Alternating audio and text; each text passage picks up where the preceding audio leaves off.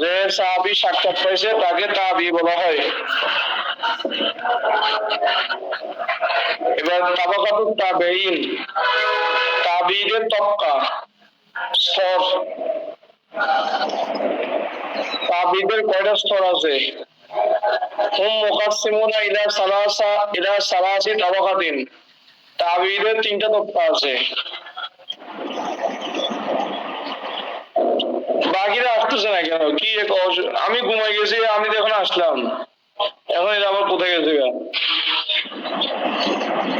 ওই ভাই তো ক্লাসে গ্রুপে কলে আসলো, এখন তো ক্লাসে আসতেছে না। ফোন দেন না, আমার কাছে কোথায় আবার?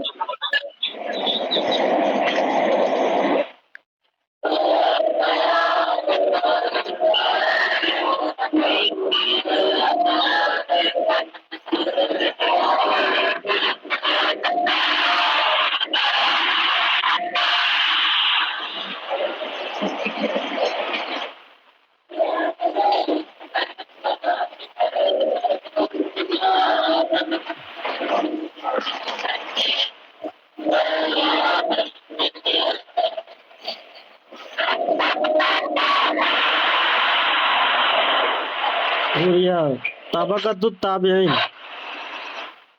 হ্যাঁ, তাবিদের তিনটা তবকা আছে। একটা হচ্ছে কিবারুত তাবেঈন, মানে তাবেঈনদের মধ্যে যারা বড়।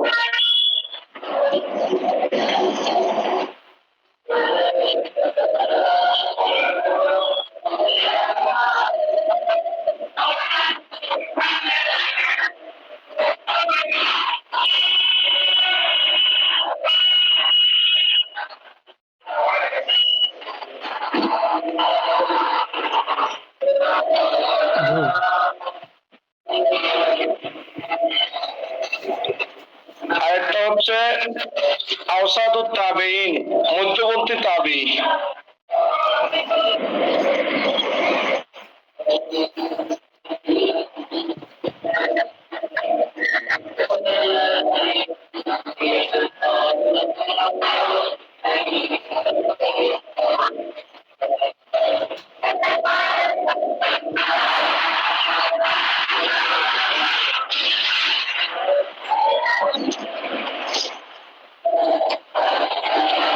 আরেকটা হচ্ছে সিগারুত তাবেঈন, তাবিদের মধ্যে যারা ছোট।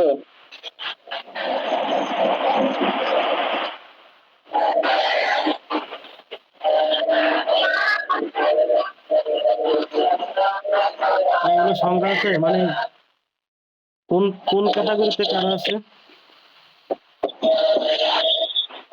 আওসাতুত তাবেঈন প্রথম ক্যাটাগরি, যারা যারা বড় বড় সাহাবায়ে কেরামের সাক্ষাৎ পাইছে। ওয়াহুমুল লাযীনা আদরাকু কুব্বারা সাহাবাতি, যে সমস্ত তাবিঈরা বড় বড় সাহাবীদের সাক্ষাৎ পাইছে তাদেরকে বলা হয় কিবারুত তাবেঈন।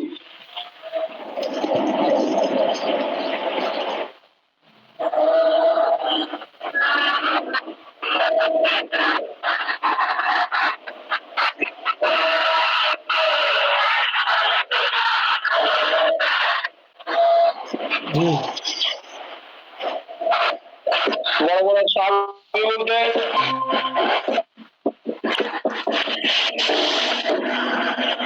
যে সমস্ত তাবিঈরা বড় বড় সাহাবীদের সাক্ষাৎ পাইছে। বড় বড় সাহাবী বলতে কারা? সিদ্দিক আকবর, ফারুক আজম, জিন্নুরাইন উসমান, আব্দুল্লাহ ইবনে মাসউদ, মুআয ইবনে জাবাল, এই সমস্ত সাহাবায়ে কেরাম, এরা হচ্ছে বড় বড় সাহাবী। আর বড় বড় তাবিঈ কারা? কায়েস ইবনে আবি হাযিম, কায়েস ইবনে আবি হাযিম, উনি হচ্ছে কিবারুত তাবেঈন।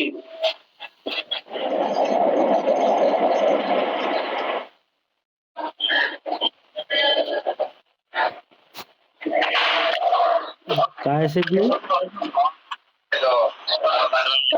ইবনে আবি হাযিম কিবারুত তাবেঈন। সায়েদ ইবনে মুসাইয়্যিব,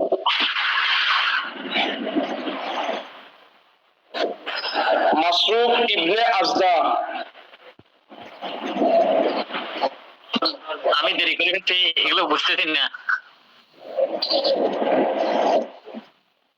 তো এই যে সমস্যা। তাবি তাবি বলা হয় যে ব্যক্তি সাহাবীকে পাইছে তাকে তাবি বলা হয়।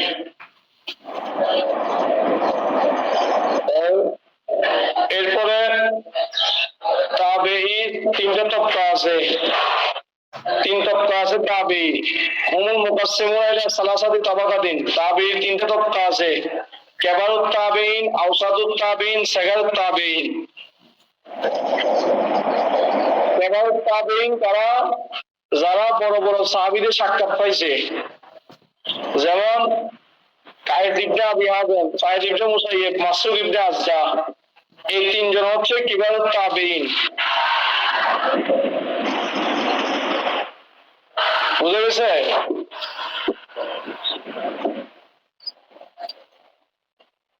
এবার এই সাহাবী তাবেঈ এটার মধ্যখানে একজন ব্যক্তি আছে মুখতারিমিন, মিম খা দাদ রা মিম ইয়া নুন।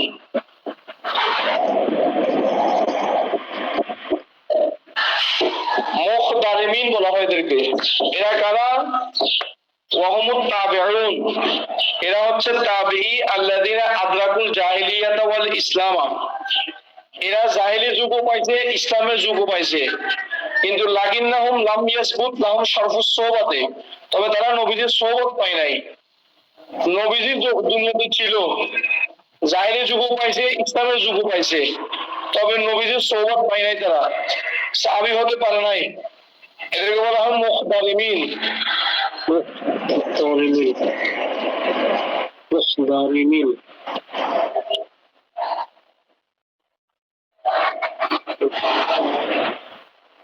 আমার ঘুম চলে আসছিল আজকে, জরুরি নামাজের পরে একটু ওযিও করি, একটু শুয়েছি আর ঘুম চলে আসছে।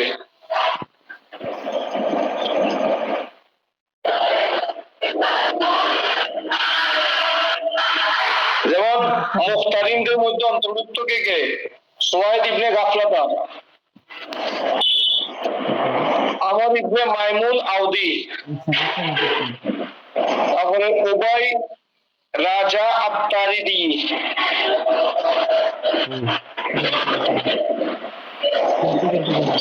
এরা হচ্ছে মুখতারিন। দেখছি আগে। এই আওয়াজ কোথায় গেছে কাজে আদি আওয়াজ? পরে কথা বলবো।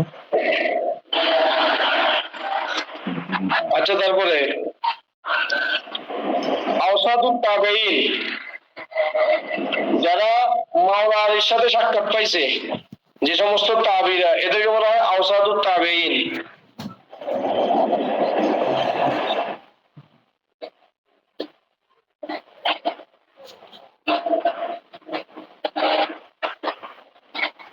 এবং আরো অন্যান্য সাহাবায়ে কেরামের যারা সাক্ষাৎ পাইছে, তার মধ্যে হুযায়ফা ইবনে ইয়ামান, আবি মুসা আশআরী, আবি আইয়ুব আনসারী, ইমরান ইবনে হুসাইন, সাআদ ইবনে আবি ওয়াক্কাস, মা আয়েশা সিদ্দিকা, আবু হুরায়রা, বারা ইবনে আযিব, আব্দুল্লাহ ইবনে ওমর, আব্দুল্লাহ ইবনে আব্বাস। এই সমস্ত সাহাবীদেরকে যে সমস্ত তাবিঈরা সাক্ষাৎ পাইছে, এদেরকে বলা হয় আওসাতুত তাবেঈন।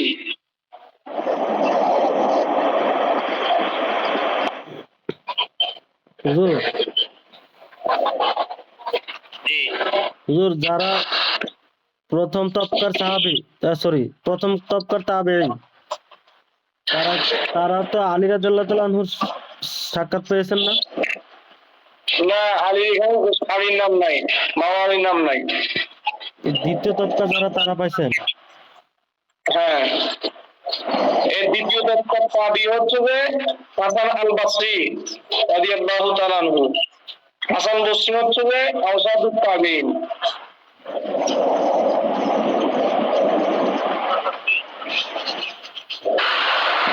হাসান বসরি, মুহাম্মদ ইবনে সিরিন, আতা ইবনে আবি রিবা, তাউস ইয়ামানি, কাসেম ইবনে মুহাম্মদ, আবু সালমা ইবনে আব্দুর রহমান, আমির শোবা, মুজাহিদ। এগুলো হচ্ছে যে আওসাতুত তাবেঈন।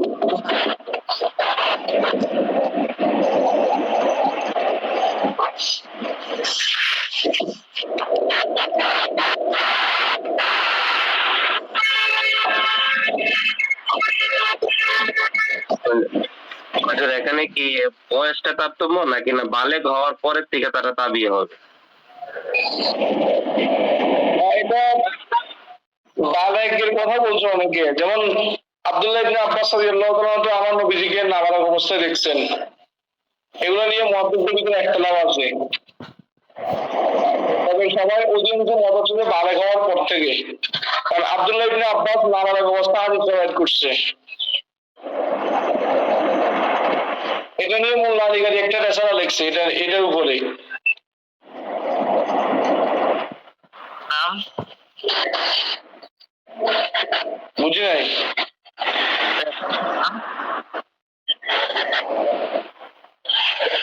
তারপর সিকারুত তাবিঈন। হুজুর,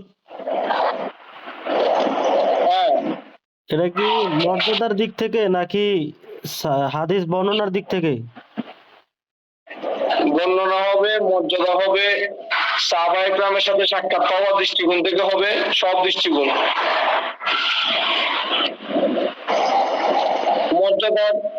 মর্যাদা দৃষ্টিকোণ থেকে তো সর্বশ্রেষ্ঠ তাবিঈকে এটা নিয়ে ইখতিলাফ আছে। কেউ বলছে হাসান আল বসরি, আবার কেউ বলছে সাঈদ ইবনে মুসাইয়্যিব, এগুলো ইখতিলাফ আছে। এগুলো যে হাদিসের দৃষ্টিকোণ থেকে তফা, উসুল হাদিসের দৃষ্টিকোণ থেকে।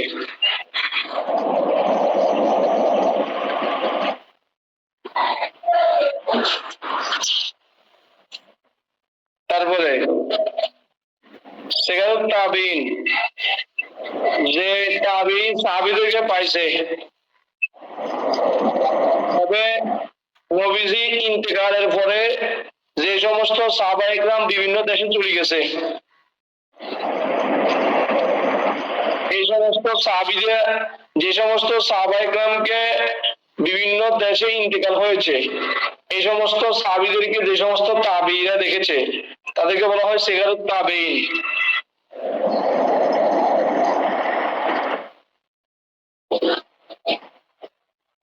তাহলে ইমাম আবু হানিফা ওদের ইমাম আবু হানিফা তারা কোন স্তরের হবে? এই যে আসছে এই পর্যায়ে হচ্ছে আনাস ইবনে মালিক, সাল ইবনে সাদ, আবি উমামাহ আল বাহিলি, এই তিনজন সাহাবী থেকে। যেমন ইমাম আবু হানিফা আনাস ইবনে মালিকের সাথে সাক্ষাৎ পাইছে।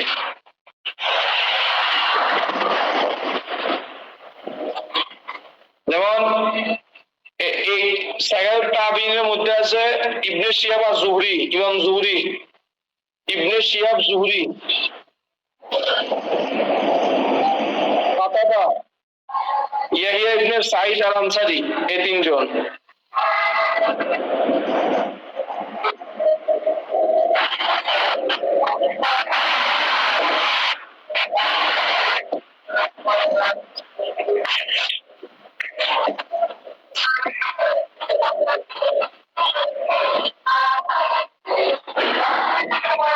এবার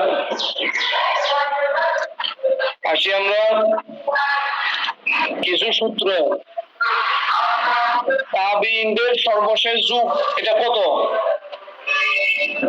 181 হিজরি হচ্ছে যে তাবিঈদের একবার সর্বশেষ যুগ, 181 হিজরি। ইন্না আখিরা আসফাত তাবিঈনা ইয়াকুনু ফি উদুদি সানাতা 81 ওয়া 100 সানা। তাবিঈদের একবার সর্বশেষ যুগ শেষ হয়েছে 181 হিজরিতে। আবু হানিফার ইন্তেকাল হয়েছে 150 হিজরিতে। ইমাম মালিকের জন্ম হয়েছে 290 হিজরিতে, আবু হানিফার জন্ম হয়েছে 80 হিজরিতে, ইমাম শাফিঈর জন্ম 150 হিজরিতে, ইমাম আহমদ ইবনে হাম্বলের জন্ম 164 হিজরিতে।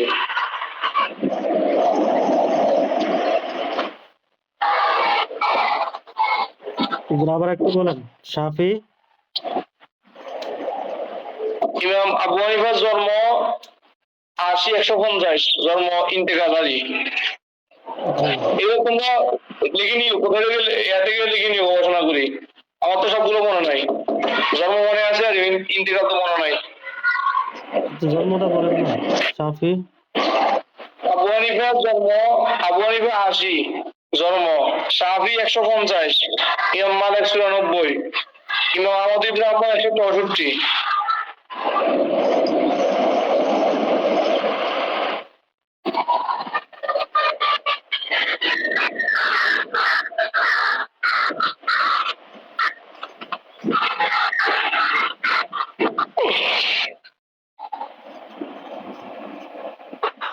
হানিফা যে দিন মারা গেছে ইমাম শাফি এই দিন জন্মগ্রহণ করছে। এই হ্যাঁ কথা।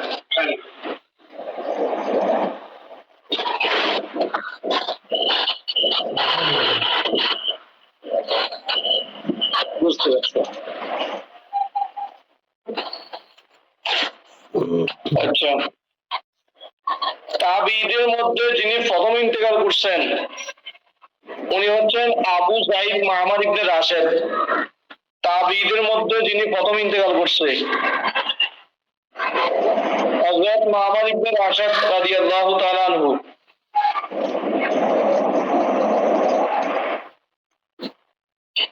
মারবাইনের আছে মামার, মিম আইন মিম রা, মামার। উনি ইন্তেকাল করছে খোরাসানের মধ্যে, খোরাসান। আর তাবিঈদের মধ্যে সর্বশেষ যিনি তাবি ইন্তেকাল করছে উনি হচ্ছে খালফ ইবনে খলিফা। খালফ ইবনে খলিফা।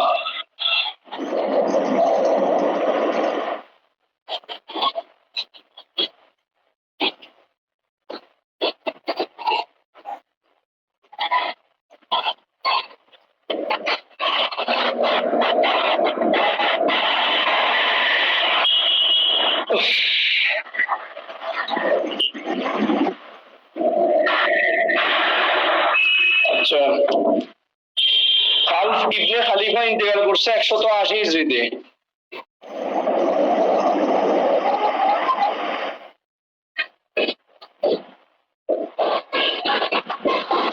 ইবনে রাশেদ হিজরতে ইন্তেকাল করছেন। হ্যাঁ মামার ইবনে রাশেদ হ্যাঁ, হিজরতে সালটা সালটা হচ্ছে 30 সাল। সালাতান সালাদিন, ওর 30 বছর বয়স হবে।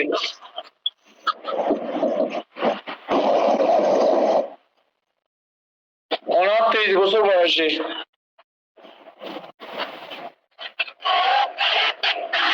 তারপরে ওই যে মুখতারিমিন যেটা বলছিলাম, মুখতারিম এটা মান আদরাকাল জাহিলিয়াতা ওয়া হায়াতান নবী সাল্লাল্লাহু আলাইহি ওয়াসাল্লাম লাম ইউসাল্লিম ইল্লা বা'দা ওয়াফাতিহি। যে ব্যক্তি জাহিলিয়া যুগ পাইছে এবং নবীজির যুগও পাইছে, তবে নবীজির ইন্তিকালের পরে অথবা নবীজির জীবদ্দশায় সে মুসলমান হয়েছে, তবে লাম ইয়ালকাহু, নবীজির সাথে তার সাক্ষাৎ হয় নাই। ফাকান্নাহু হাদিরামা, হাদিরামা মানে আই কাতা আন নাসরাইহি, নবীজিকে দেখা থেকে সে ব্যক্তি বিচ্ছিন্ন হয়ে গেছে, এজন্য তাকে মুহতারিম বলা হয়। এখানে একটা ছোট্ট একটা প্রশ্ন রয়ে গেছে, মানে সাহাবীদের যুদ্ধে সর্বশেষ বয়সটা কত? এগুলো তো কাউকে বলছিলাম। ওদের আজকে একটু বলে দিলে লিখে নিলে বলে, কালকে তো ছিলাম না। নাজুল ভাই কর। সাহাবীদের সর্বশেষ নাই, সাহাবীর তক্কা বলছিলাম যে তক্কা। সাহাবেদের লিখছিলেন ইয়া মুসাদ, নাম বলছিলেন কিন্তু সাল বলে নাই। আবু সালমাতা আফগানি নাকি একজন নাম বলছিলাম কালকে। সর্বশেষ সাহাবী স্পষ্ট কষ্ট দেখে নেবেন। তারপরে এ মুহতারাম এরা কারা? আল্লাহু বিহুকুমত তাবিঈন, এরা হচ্ছে তাবিঈন। এই ইমাম এই মুহতারাম কয়জন? জাকারাহুম মুসলিম ফাবালাগা আদাদাহুম 20 নাফসান, 20 জন। এই মুহতারিম তাবিঈর মধ্যে মুহতারিম এরা হচ্ছে 20 জন। ইমাম হাফেজ ইরাকি আত-তাকঈদ উসুল হাদিসের এই কিতাবের মধ্যে উনি নাম কতগুলো উল্লেখ করছেন।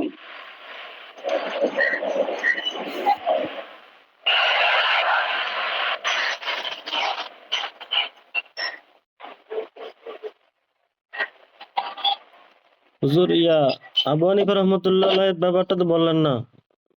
ওই ওই আনাস ইবনে মালিকের সাথে সাক্ষাৎ করেছে বললাম না,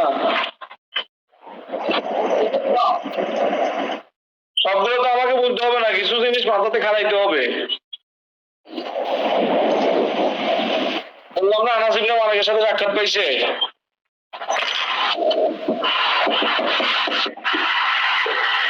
এজন্য আল্লাহর কাছে সবসময় দোয়া করতে হবে যাতে আল্লাহ হিকমত দান করে। কোন ক্যাটাগরিতে পড়ছে? আওয়াজ দিকে সিগারুত তাবিন। হ্যাঁ সিগারুত তাবিন।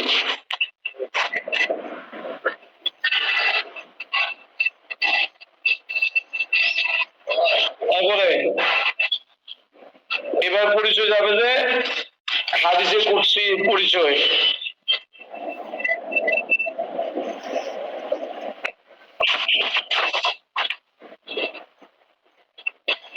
হাদিসে কুদসি, মারফু, মাওকুফ, মাকতুব। এবার এগুলোর পরিচয় যাবে যে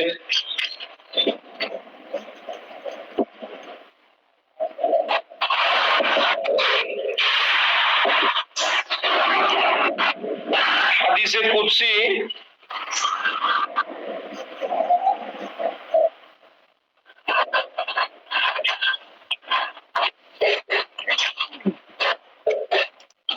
হাদিসে কুদসি বলা হয়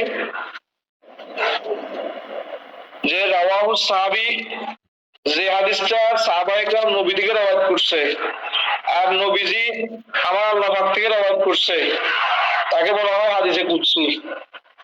সাহাবী নবী থেকে, নবী আল্লাহ থেকে, তাকে বলা হয় হাদিসে কুদসি।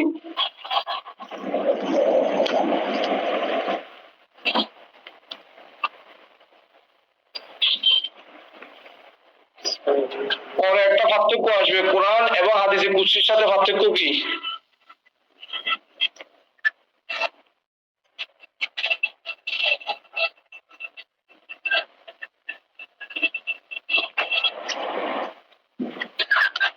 আবার বলি, আরেকটা পরিচয় যেটা কি আসতেছে, পরবর্তীতে আসতেছে এগুলো। আর একটা পরিচয় যেটা কাওয়াইদুল ফিকহের মধ্যে আছে, মুফতি আহমদ ইহসান লিখেছেন, মা সাব্বাল্লাহু তাআলা বিহি নাবিয়াহু বিইলহামিন আও বিল মানাম। রাসূলকে আল্লাহ পাক ঘুমে অথবা ইলহামের মাধ্যমে যা জানিয়েছেন, ফাআখবারা আলাইহিস সালাতু ওয়াস সালাম আলা যালিকা মানা বিইবারাতিন নাফসিহি, যেটা নবীজি নিজের শব্দ দিয়ে আল্লাহ জানিয়েছেন বিষয়টা, কিন্তু এটা ব্যক্ত করছেন নবীজি নিজের শব্দ দিয়ে, তাকে বলা হয় হাদিসে কুদসি। অর্থ আল্লাহ কিন্তু শব্দ নবীজির। এই প্রশ্নটা আমার ভিতরে ছিল, আমি তো আল্লাহ ডাইরেক্ট বলে তো কোরআন নিয়ে যায়। হ্যাঁ, অর্থ এখানে বুঝতে হবে, যদি শব্দ আল্লাহর অর্থ আল্লাহ, এটা কোরআন একটা, অর্থ আল্লাহর শব্দ নবীজির, এটা হাদিসে কুদসি। আবার শব্দ নবীজির অর্থ নবীজির, এটা হচ্ছে হাদিসে নববী।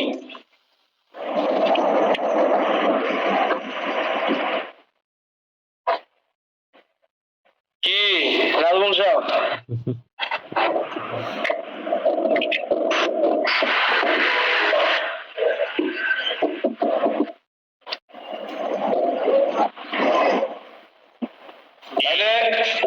ما خبر الله تعالى نبيه بإلهام أو بالمنام فأخبر عليه الصلاة والسلام على ذلك المعنى بعبارة نفسه।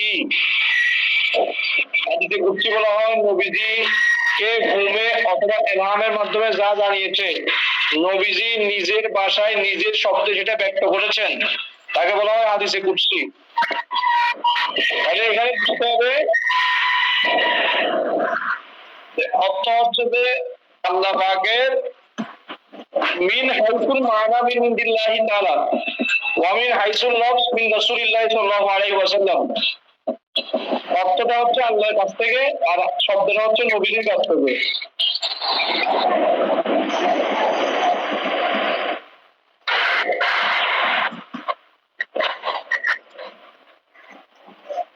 বুঝা গেছে? জি। এখন এটাকে হাদিসে কুদসি নামে নামকরণ কেন করা হয়েছে?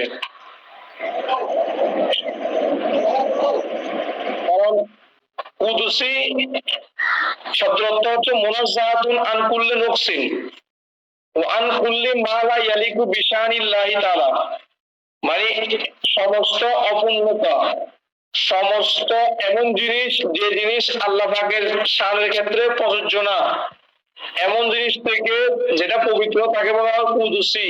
কুদসুন পবিত্রতা, মানে অপূর্ণাঙ্গ, অপরিমার্জিত, এবং এমন জিনিস যে জিনিস আল্লাহ পাকের শানের ক্ষেত্রে উপযোগী না, এরকম জিনিস থেকে যেটা পবিত্র তাকে বলা হয় কুদসি। যেহেতু এই হাদিসটা আল্লাহর কাছ থেকে এসেছে, এই জন্য এই হাদিসটা হাদিসে কুদসি বলা হয়। মানে এটা পুত পবিত্র মহান আল্লাহ রাব্বুল আলামিনের কাছ থেকে এসেছে, যেহেতু এই হাদিসের মানাটা আল্লাহ পাকের, এই জন্য এটাকে হাদিসে কুদসি বলা হয়। ক্লিয়ার? জি। না কোনো ব্যাপার আছে? কুদসি শব্দের অর্থ হচ্ছে পবিত্র। হ্যাঁ হ্যাঁ। তারপরে হাদিসে কুদসির অপর নাম হচ্ছে হাদিসে ইলাহি, যেহেতু এটা আমাদের ইলাহ আল্লাহ পাকের কাছ থেকে এসেছে, হাদিসে ইলাহি বলা হয়ে থাকে। এগুলো নতুন তথ্য।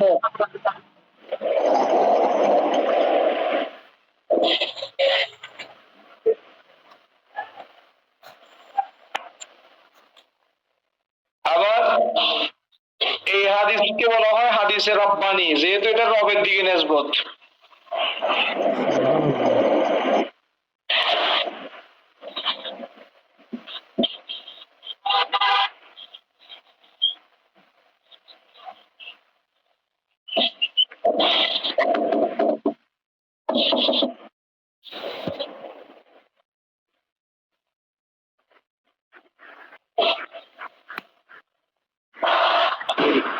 এবার হাদিসে কুদসির হুকুম, হুকম আল হাদিসের কুদসি।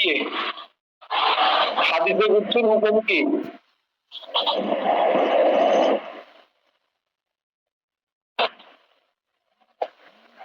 قد يكون الحديث القدسي صحيحا, হাদিসে কুদসি কখনো সহিহ হয়, কখনো হাসান হয়, কখনো দঈফ হয়, কখনো মওযু হয়। চারটা ক্যাটাগরিতে যায়। সহিহ,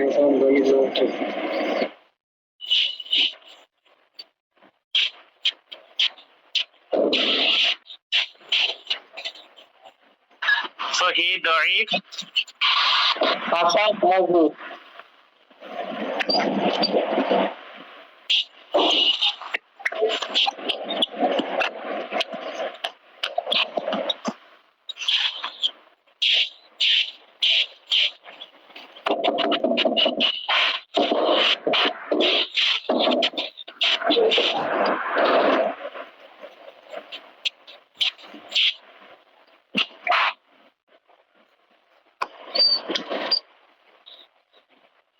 তাহলে কি বুঝে গেল?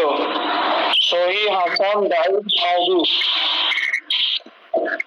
এই চার ক্যাটাগরিতে হাদিসে কুদসি যায়।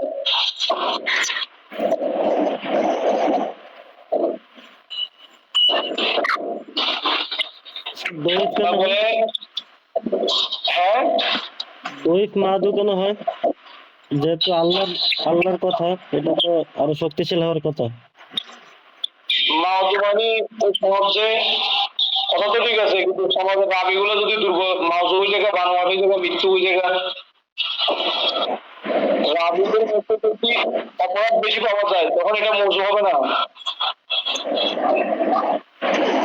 আল্লাহ কথাই তো পরবর্তীতে জাস্টিফাই হবে। আল্লাহ বলছে কি বলে নাই সেটা জাস্টিফাই করতে হবে ওই রাবি এগুলো দিয়ে।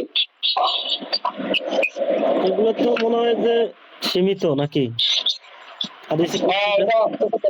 এটা আসতেছে।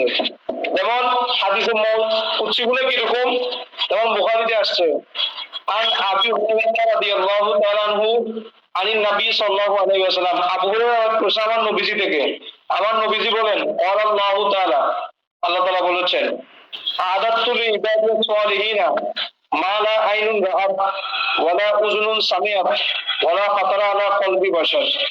তবে আরেকটা হচ্ছে যে কোথায় মান আদাদি ওয়ালিয়ান ফাকাদ আযানতু বিল হারবে, যারা আমার অনুমতি করবে আমি আল্লাহ তাদের বিরুদ্ধে যুদ্ধ ঘোষণা করছি। বুখারীর এই হাদিসটা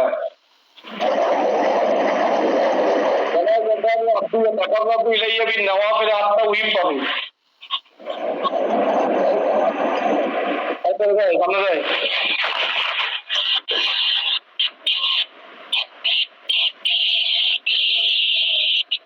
তাহলে ওদের বুঝলাম হাদিসে কুদসির আগে সবসময় ক্বাল আল্লাহু তাআলা এইভাবে থাকবে না?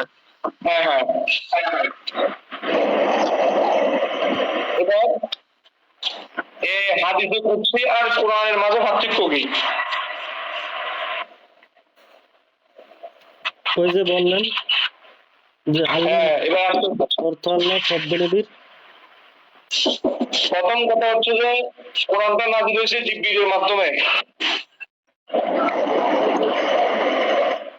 হাদিসে কুদসি এটা জিবরিল নবীজিকে ইলহামে জানানো হয়েছে অথবা ঘুমে জানানো হয়েছে।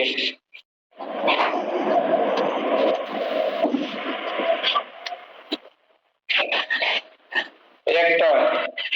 দ্বিতীয় হচ্ছে যে হাদিসে কুদসিটা ওয়াহুয়া মুজিজাতুন বাকিয়াতুন ইলাল আবাদি, কিয়ামত পর্যন্ত কোরআনের মতো। কোরআন দ্বিতীয় পার্থক্য, কিয়ামত পর্যন্ত কোরআনের মতো এরকম কোরআন কিতাব কেউ লিখতে পারবে না। কিন্তু হাদিসে কুদসি এরকম না, লাইসা কাযালিক। এরকম মর্যাদা না হাদিসে কুদসি।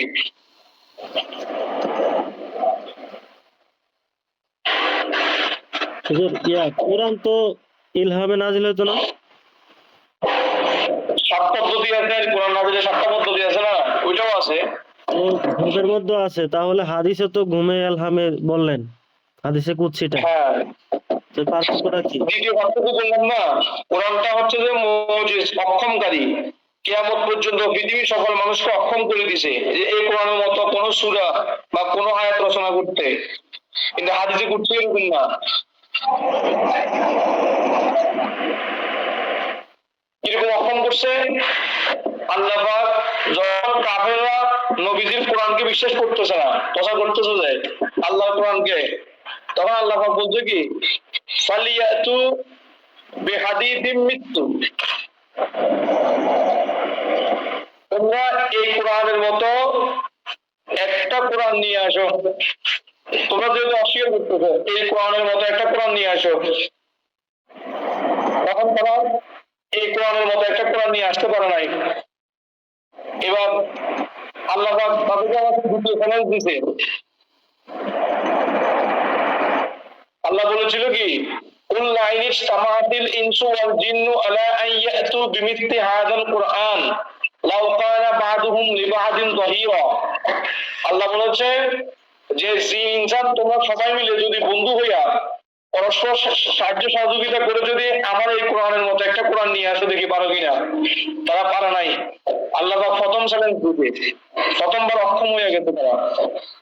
এবার আল্লাহ পাক বলছে ঠিক আছে, কোরআনের মতো যেহেতু কোরআন পারো নাই, 10টা সূরা নিয়ে আসো কোরআনের মতো।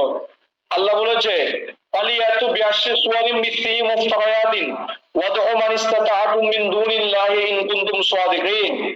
আমার এই কোরআনের মতো 10টা সূরা নিয়ে আসো। আমার এই কোরআনের মতো 10টা সূরা নিয়ে আসো। আল্লাহ এটাকে বলা হয় তাহাদ্দিউল কোরআন, কোরআনের চ্যালেঞ্জ। কোরআনের চ্যালেঞ্জ আল্লাহ পাক চাইভাবে দিচ্ছে। প্রথম হচ্ছে কোরআনের মতো একটা কোরআন নিয়ে আসো। আল্লাহ বলেছে কুল লা ইন ইসতামাআতিল ইনসু ওয়াল জিন্নু আলা আন ইয়াতু বিমিথলি হাযাল কুরআন লাউ কানা বা'দুহুম লিবা'দিন যাহিরা। তোমরা মানুষ কেন, তোমরা জিন ইনসান কেন, জিন তোমাদের বন্ধু যারা আছে জিন, তাদেরকে নিয়ে সবাই মিলে একত্রে চেষ্টা করো যে কোরআনের মতো একটা কোরআন নিয়ে আসতে পারো কিনা। তারা পারে নাই। এবার আল্লাহ তাদেরকে দ্বিতীয় চ্যালেঞ্জ দিছে। আল্লাহ বলেছে فَلْيَأْتُوا بِعَشْرِ سُوَرٍ مِثْلِهِ مُفْتَرَيَاتٍ وَادْعُوا مَنِ اسْتَطَعْتُم مِّن دُونِ اللَّهِ إِن كُنتُمْ صَادِقِينَ। আল্লাহ বলেছে 30 টাকা কোরআনের মতো তো পারো নাই, দেখি কোরআনের মতো 10টা সূরা নিয়ে আসো। ফালিয়াতু বিআশরি সুওয়ারিন, 10টা সূরা নিয়ে আসো। তারা পারে নাই। এবার আল্লাহ বলতে ঠিক আছে পুরো কোরআন পারো নাই 10টাও পারো নাই, এবার একটা সূরা নিয়ে আসো কোরআনের মতো।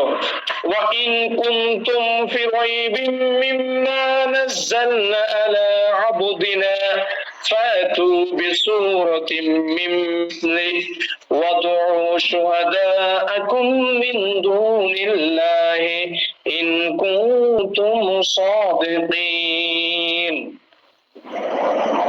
আল্লাহ বলেছে ওয়াইন কুনতুম ফি রাইবিন মিম্মা নাযালনা আলা আবদিনা, তোমরা তো সন্দেহ করতেছো আমার দোস্তের উপরে যা নাযিল করছি 30 পারা কোরআন, তাহলে ফাতু বিসূরাতিন মিন মিসলি, আমার এই কোরআনের মতো দেখি একটা সূরা নিয়ে আসো। একটা সূরা লাগবে। প্রথমে 30 পারা কোরআনের সেন্স পারা নাই, দ্বিতীয় 10টা সূরার সেন্স পারা নাই, এবার আল্লাহ বলতেছে একটা সূরা নিয়ে আসো। তারা যখন পারে নাই, আল্লাহ বলছে যালিকাল কিতাবু লা রাইবা ফীহি হুদাল লিল মুত্তাকিন, এই কিতাবে আর কোনো সন্দেহ নাই, উইদাউট এনি কনফিউশন, আর কোনো সন্দেহ নাই, এটা হচ্ছে আমি আল্লাহর কালাম, নিশ্চয় যদি তোমরা পারো নাই। এটাকে বলা হয় কোরআনের সেন্স। তাহাদ্দিউল কোরআন আরবাআতুন, কোরআনের সেন্স আল্লাহ চাইবার দিয়েছে চাইবার।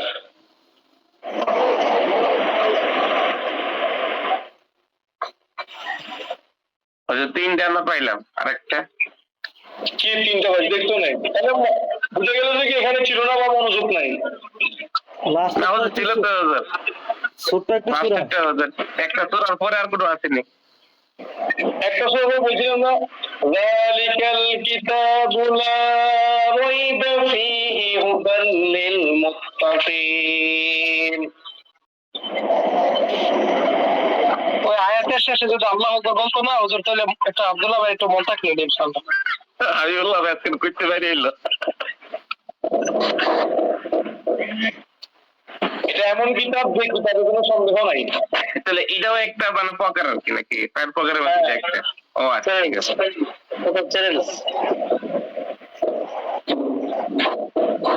তারপর দ্বিতীয় পার্থক্য ধরো, কোরআন এটা হচ্ছে শব্দগত এবং অর্থগত ভাবে মোতাবাতির। কোরআনটা কোরআন শব্দগত এবং অর্থগত ভাবে মোতাবাতির, সন্দেহ করলে কাফের।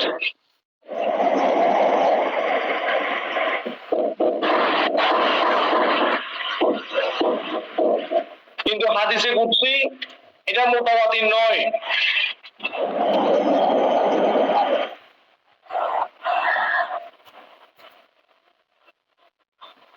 কি বুঝতেছো? জি। তারপরে চতুর্থ পার্থক্য হচ্ছে ইন্না নাহনু নাযালনা ইন্না ওয়া নাহনু নাযালনা, আরে আয়াতটা মনে আসতেছে না কেন? কোরআন আমি নিজে নাযিল করেছি, আমি নিজে এটা হেফাজত করব। ইন্না নাহনু নাযালনা যিকরা ওয়া ইন্না নাহনু নাযালনা যিকরা ওয়া ইন্না লাহু লাহাফিজুন, কোরআন আমি নাযিল করেছি, আমি এটা হেফাজত করব। কিন্তু হাদিসে কুদসির ব্যাপারে এরকম কোনো ঘোষণা নাই।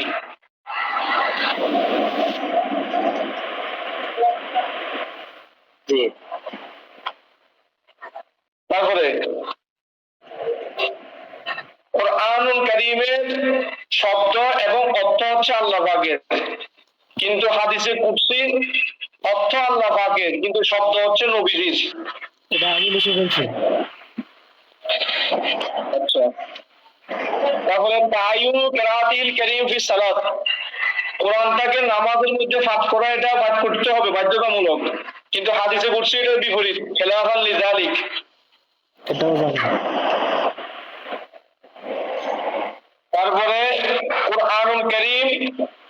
কোরআনুল কারীম হুরমাতু মাসহিলিল মুহাদ্দিস, যার কাছে ওযু নাই এবং যে ব্যক্তি হালকা নেফাসযুক্ত মহিলা, হায়াস নেফাসযুক্ত মহিলা কোরআনুল কারীম স্পর্শ করা হারাম। ওযুবিহীন ব্যক্তি, হায়াস নেফাসযুক্ত মহিলা কোরআনুল কারীম স্পর্শ করা হারাম।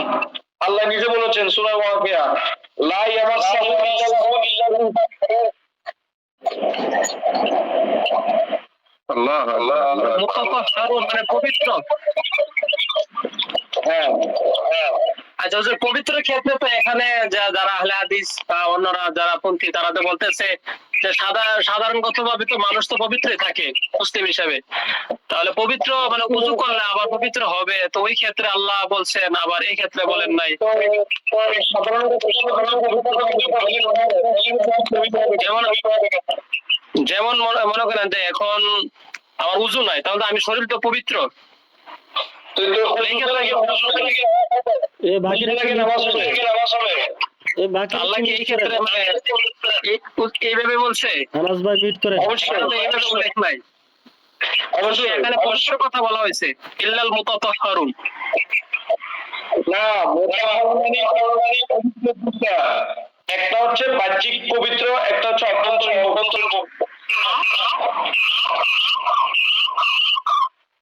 কিরে এটা আওয়াজ করছে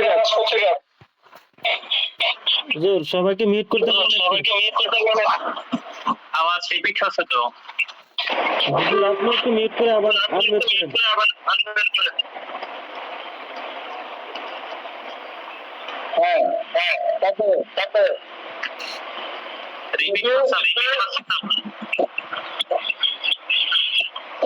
এ আনাস ভাই মিউট করেন না।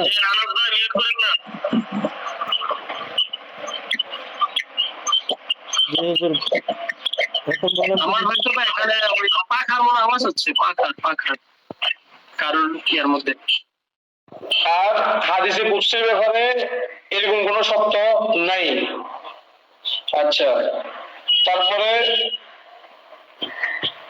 তারপরটা হচ্ছে যে আত-তাআব্বুদু বিকিরাআতি আলা কুল্লি হারফিন মিনহু আশরু হাসানাতিন। কোরআন কারীম তেলাওয়াত করলে এক হরফে 10 নেকি, হাদিস শরীফে আসছে মান কারাল কোরআন হারফান ফালাহু আশরু আমসালিহা। কিন্তু হাদিসে কুদসি পাঠ করলে এরকম নির্ধারিত সওয়াবের কথা নাই। তারপরে যেটা বেশি মানে গুরুত্বপূর্ণ পয়েন্ট, সেটা হচ্ছে হুরমাতু রিওয়ায়াতিহি বিল মানা। কোরআন শরীফ অর্থগতভাবে রিওয়ায়াত করা এটা হচ্ছে হারাম, কিন্তু হাদিসে কুদসি রিওয়ায়াত বিল মানা, শব্দ ভিন্ন কিন্তু অর্থ একরকম, এরকম রিওয়ায়াত করা জায়েজ।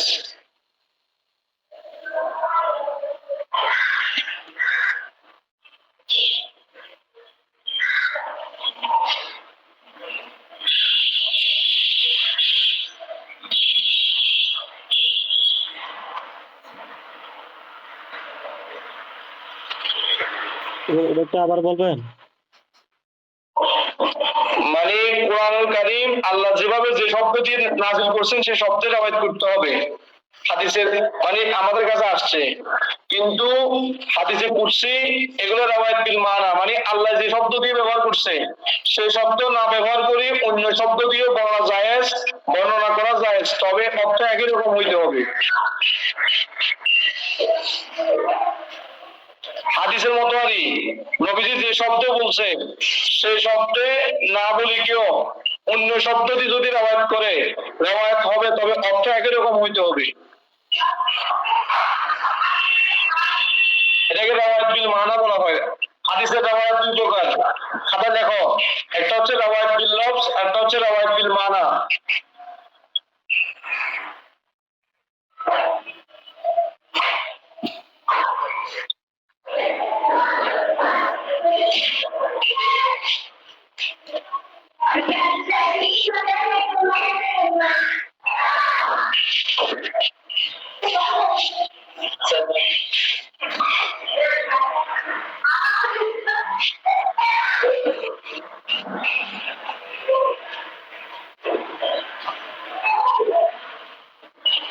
বুঝা গেছে? জি আমার গবেষণায় পৃথিবীতে হাদিসের কুদসির উপরে 9টা কিতাব আমি পাইছি আমার গবেষণায়, আরো থাকতেও পারে। 11টা পাইছি, 11টা 9টা না 11টা হাদিসের কুদসির উপরে 11টা কিতাব আমি পাইছি নিজে। প্রসিদ্ধ কয়েকটা বলেন না। যেমন একটা লিখছে ইমাম নববী রহমতুল্লাহি আলাইহি, আল আহাদিসু কুদসিয়া, ইমাম নববী।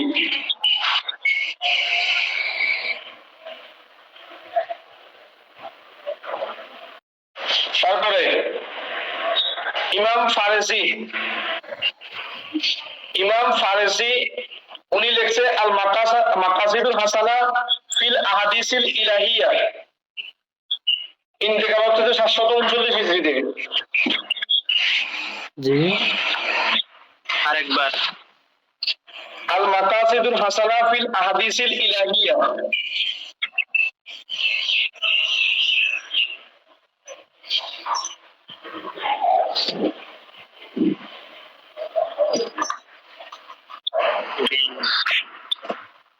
এখানে যারা আছেন আপনারা আমার ফেসবুক আইডির সাথে অ্যাড হবেন, যে ফেসবুক আইডিতে অ্যাড হবেন।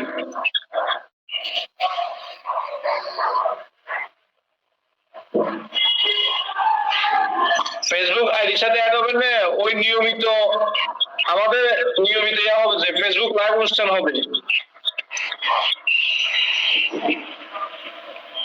আচ্ছা, তারপর আরেকটা লিখছে মোল্লা আলী কারি আল আরবাউন আল কুদসিয়া, এখানে 40টা উল্লেখ করছে হাদিসে কুদসি উনি মোল্লা আলী কারি।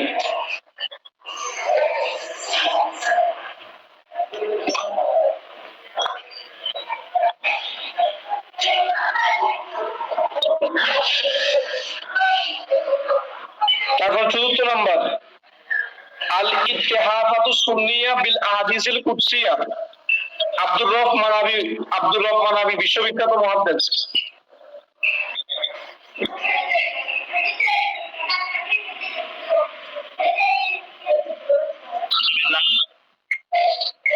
আল ইত্তেহাফাতুস সুন্নিয়া বিল আহাদিসিল কুদসিয়া